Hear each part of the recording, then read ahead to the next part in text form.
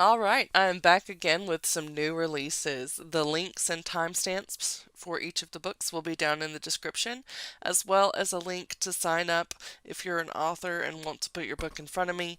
Never guarantees that you'll be featured, but it does up your chances of me knowing that your book is available. Anyway, let's go ahead and get into the picks for this week. Cursebreaker by Madeline Nakamura comes in at 284 pages and is pitched as fiction, fantasy, dark fantasy. Adrian Desfourneaux, professor of magic, must survive his own failing mental health and a tenuous partnership with a dangerous ally in order to save the city of Astrum from a spreading curse.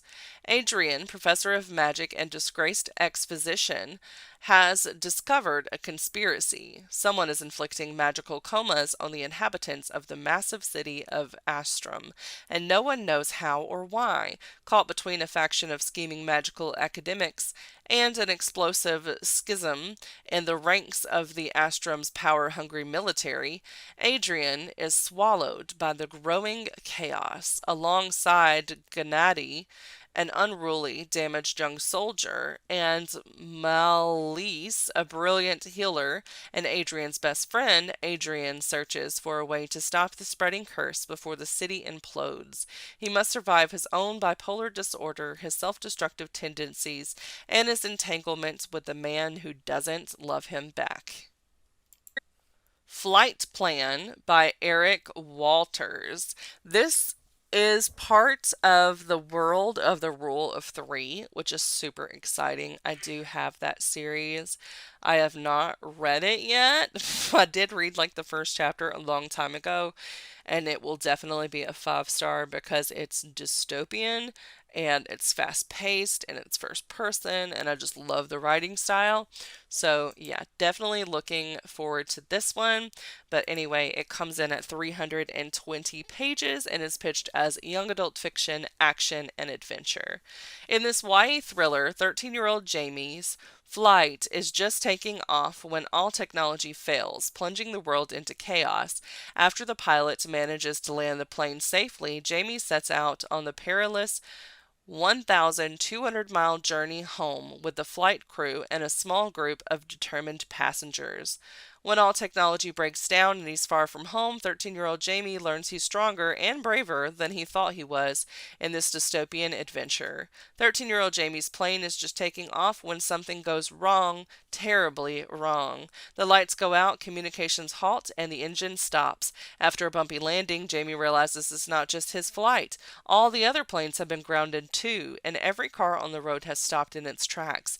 And no one cell phone is working. Technology has shut down, and no one knows why. Soon it becomes clear that this disaster is anything but local, and people begin to panic.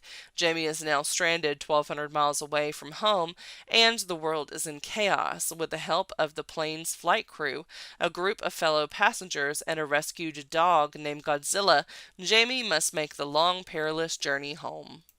Playing the Witch Card by KJ Delantonia comes in at 352 pages and is pitched as women's fiction. Gilmore Girls meets practical magic in the latest novel from the New York Times bestselling author of The Chicken Sisters.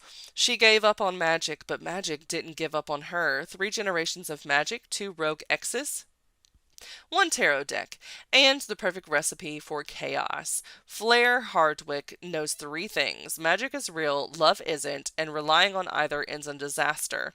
So, while she's grateful for the chance to take over her grandmother's Kansas bakery after she finally leaves her cheating husband, she won't be embracing Nana's fortune-telling side hustle. Hers is a strictly no-magic operation until the innocent batch of tarot card cookies Flair bakes for the town's Halloween celebration unleashes the power of the family deck, luring Flair's unpredictable mother to town, tempting Flair's magic-obsessed daughter, and bringing back Flair's first love while ensnaring her ex in a curse she can't break. Flair's attempts to control the chaos only make things worse, playing right into the hands of a powerful witch. Suddenly, there's far more at stake than her status as the most reluctant witch in town. And the magic Flair has long rejected becomes the only card she has left to play. This Spells Disaster by Tori Ann Martin comes in at 368 pages and is pitched as fiction, romance, paranormal. Fake dating gets a magical twist in this enchanting queer romantic comedy where a witch worries that the real feelings brewing between her and her crush were sparked by an accidental love potion, and the only way out of the disastrous spell is a healthy dose of truth. Drink up, witches! Potion makers and self proclaimed messy witch Morgan Greenwood is sure she was hexed at birth. Not only did she drunkenly offer to fake date the woman of her dreams during the biennial New England Witches Festival, but Rory Sandler, spellcasting champion and brilliant elemental witch, for reasons known only to the goddess, accepted. It's like every good luck spell Morgan ever casted came through at once, and it doesn't take a crystal ball to predict this charade will end with a broken heart. Or is the magic between them real? As Morgan and Roy prepare to fool everyone at the festival, their relationship starts to feel a whole lot less fake, right until Morgan realizes she might have screwed up the common relaxation potion she made for Rory and given her a love potion instead, breaking one of the most sacred Witch Council laws. To fulfill her promise to Rory, Morgan must somehow keep playing pretend while under the watchful eyes of Rory's family and legion of fans. But to break the love potion, she'll also have to prove how incompatible she and Rory really are. For a screw up like herself, ruining their relationship should be easy, except every day Morgan is becoming more bewitched by Rory herself. Witch of Wild Things by Raquel Vasquez Gilliland comes in at 336 pages and is pitched as fiction, romance, paranormal. Legend goes that long ago, a Flores woman offended the old gods, and their family was cursed as a result. Now, every woman born to the family has a touch of magic. Sage Flores has been running from her family and their gifts ever since her younger sister, Sky, died. 8 years later, Sage reluctantly returns to her hometown, like slipping into an old comforting sweater.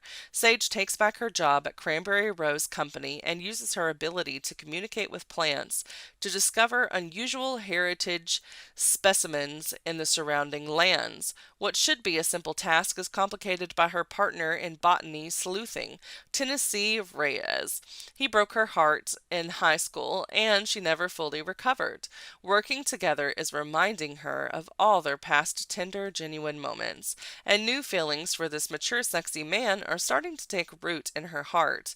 With rare plants to find, a dead sister who keeps bringing her coffee, and another sister whose anger fills the sky with lightning, Sage doesn't have time for romance, but being with 10 is like standing in the middle of a field on the cusp of summer.